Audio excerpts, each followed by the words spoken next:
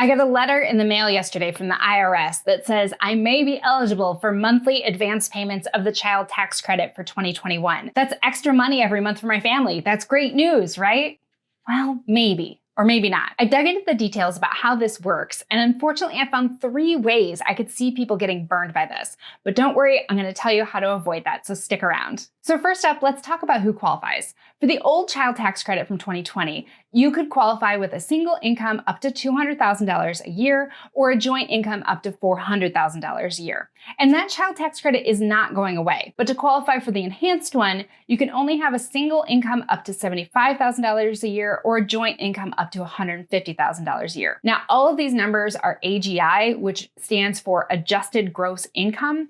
If you're not sure what your adjusted gross income is, look at your 2020 1040 at line 11. That is your AGI. All right, so the next thing that's changing is the amount of the child tax credit. In 2020, the child tax credit was $2,000 a year for each child, regardless of their age, going up to age 16. In 2021, it's going to be $3,600 for kids under age 6. For kids age 6 through 17, it'll be $3,000 a year. And this does include kids who turn 17 in 2021. Normally, the child tax credit does not include kids who are turning 17 during that year. Another thing that changed is the refundability of the credit. Refundability means if you owe 0 federal tax, can you get the credit back as a refund? Previously, in 2020, only $1,400 of the credit was refundable. In 2021, the entire tax credit is refundable. So that would be the full $3,000 or $3,600 per kid. This could make a really big difference, especially for lower income families. The other difference with this new 2021 credit is that half will be paid out in monthly payments. So for each kid under age 6, $1,800 of it will be available for a refund next year when you do your taxes, and $300 a month will come to you in automatic payments from July through December. For each kid ages 6 to 17, $1,500 will be available for your tax refund next year, and $250 a month is going to come in monthly payments. These payments are going to start in July, and they are based on your 2020 tax return. If you have not filed your 2020 taxes, it would be based on your 2019 tax return. Now, if things have changed, like your family size or your income, the IRS is opening a portal by the end of June where you can update your information. You can also use that portal to opt out of the monthly payments. That portal is not up yet. It's supposed to be up by the end of June, and when it is up, I will include a link down below so to make it easier for you to find it. All right, so now that you know how it works, how do I see this causing people trouble? Well, I see 3 different ways it could cause some issues.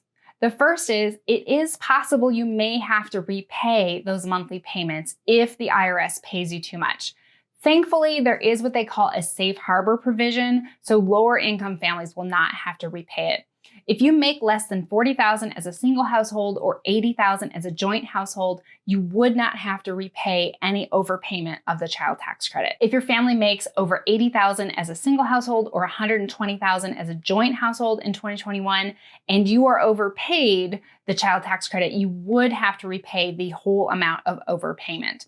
If you're in between those, you have to have a partial repayment. The way to avoid this is if you have had a change in your income or family size, you should use that portal to make sure your income is up to date. I know there are a lot of us that made less money in 2019 or 2020 than we're probably gonna make in 2021. If you're in that situation and you're no longer gonna qualify for this credit, make sure you get your information updated. The second way I see this causing a potential problem for people is that you will get less money in your refund next year. Since you're only getting half of this new child tax credit on your refund next year, that would be $1,800 for a child under 6 or $1,500 for a child over 6. But last year you got $2,000 per kid on your tax refund.